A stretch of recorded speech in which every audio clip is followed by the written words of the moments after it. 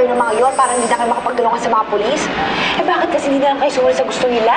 Kayo rin baka magkatotoo yung panaginip nito. Victor, may punto si Flora. Victor, nakikiusap ako.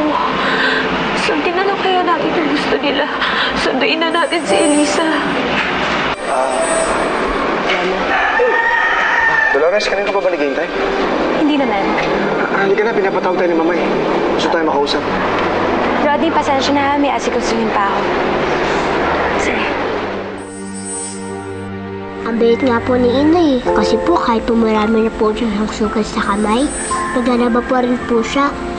Para lang po pambilip lang po kami ng pagkain.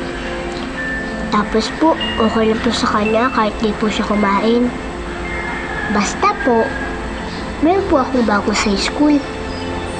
Ganun po kabait si Inay.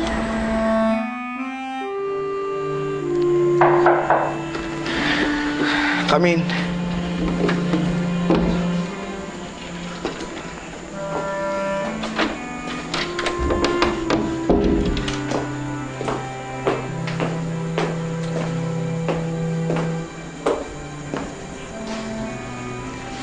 Sabi ni Tita, nag-away daw kayo ni Izel kanina.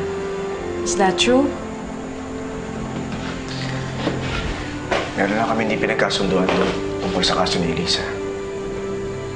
Kinukumbinsi niya ako na isumbong si Dolores na may kinalaman sa pagkawala ni Elisa. Bakit naman niya ipipilit yon? May ebidensya ba kayo laban sa kanya? Actually, kilala ni Dolores yung dumukot kay Elisa. Magkaklase sila. Nakita ko sila noong mga panahon na nawawala si Elisa, magkausap sila. Wait. Teka lang nga. So, are you sure na magkaklase lang talaga sila ni Dolores? Yun sabi niya. Tagal na sila hindi nakikita. Pero nag-usap sila. Nagkamustahan na sila.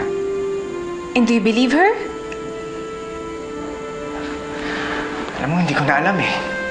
Kasi, gulong-gulo na isip ko. Hindi ko na alam.